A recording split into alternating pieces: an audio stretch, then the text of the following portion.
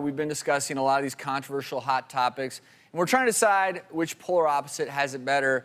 And this next topic, it's controversial. We're going to talk about the rich versus the poor. And keep in mind, we're not advocating these labels. In fact, I'm uncomfortable even mentioning them, but these do exist in society. But the real question here is, does having more money make it easier or harder to be healthy?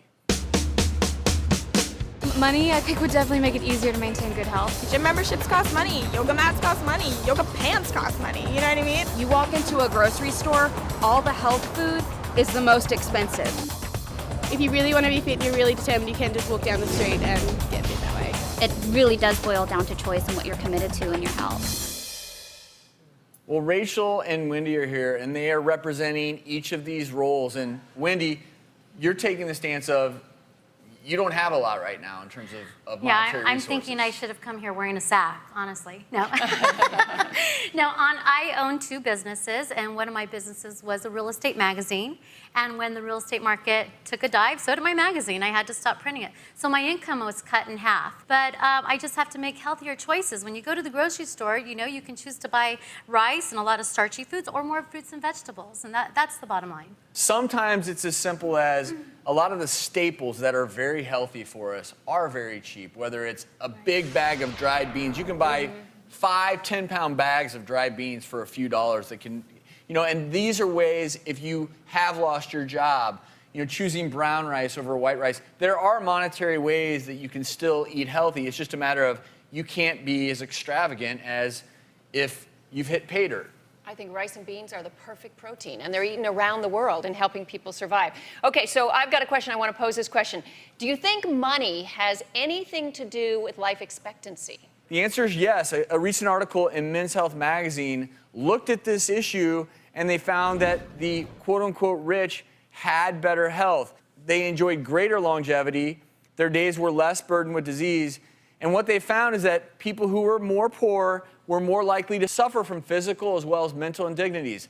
Asthma, accidents, chronic conditions like diabetes, high blood pressure, and heart disease.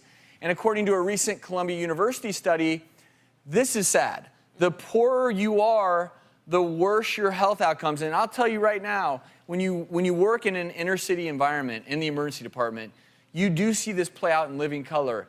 And I think there is one positive silver lining in this study, is if you really look at this study, it's not that the wealthier you are, the healthier you are. There's actually this fine line, and once you cross it, the more wealth you have, actually, your health could decline.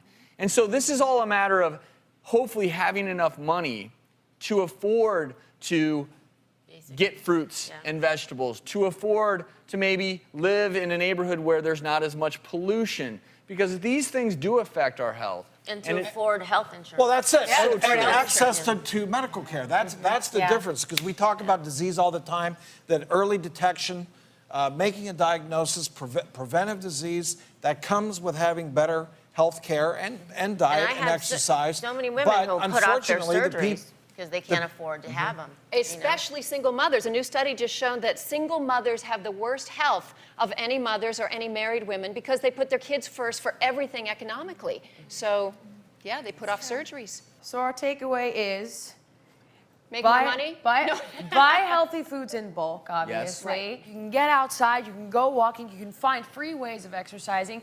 But, when it comes to insurance, you are going to have to start utilizing other resources. There's a lot. A lot of cities' Chamber of Commerce buy insurance in bulk, like an employer does, and you can buy it from your Chamber of Commerce. And I do want to say before we go to break that we're going to have a list of resources at our website, thedoctorstv.com. If you've fallen onto hard financial times, we're going to have a list of resources, ways you can save money at the grocery store, looking into ways where you can get health insurance. So check out our website.